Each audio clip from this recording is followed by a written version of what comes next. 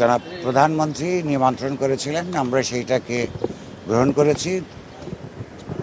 দীর্ঘ আলাপ আলোচনা হয়েছে।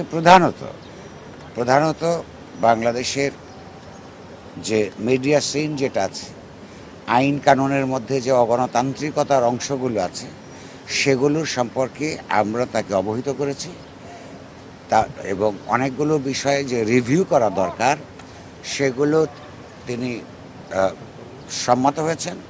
সময়ের সাথে সাথে দেখা দেয় নিত্য নতুন প্রয়োজন। রেডি থাকতে হয় প্রতি মুহূর্ত। তাই এলো ইনোভার, যেন আপনি লাইফে থাকেন রেডি প্রতিদিন। Innova, designed for now.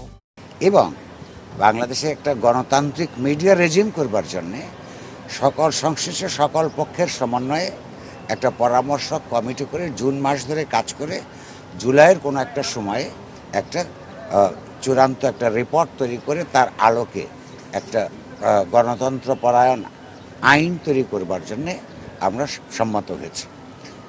আর অন্যান্য যে সমস্ত নানান ত্রুটি বিচ্যুতি প্র্যাকটিসের মধ্যে আছে, সেগুলো থেকে কীভাবে বেরিয়ে আসা যায় এবং সেইখানে সরকার যতক্ষণ পর্যন্ত গণতান্ত্রিক আচরণ করবেন ততক্ষণ পর্যন্ত সম্পাদকগণ তাদের সঙ্গে এনগেজ থাকবে, এটা আমরা কথা দিয়েছি।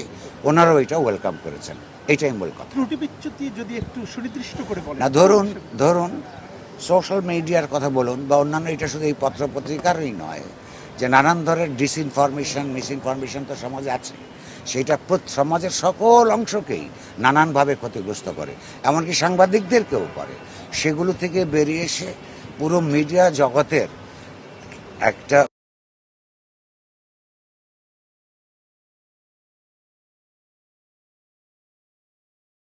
যে সমস্ত নানান বাধা বিপত্তি আছে সেগুলোকে দূর করবার জন্যে সম্মিলিতভাবে কাজ করবার একটা কনসেনসাস আমাদের হয়েছে।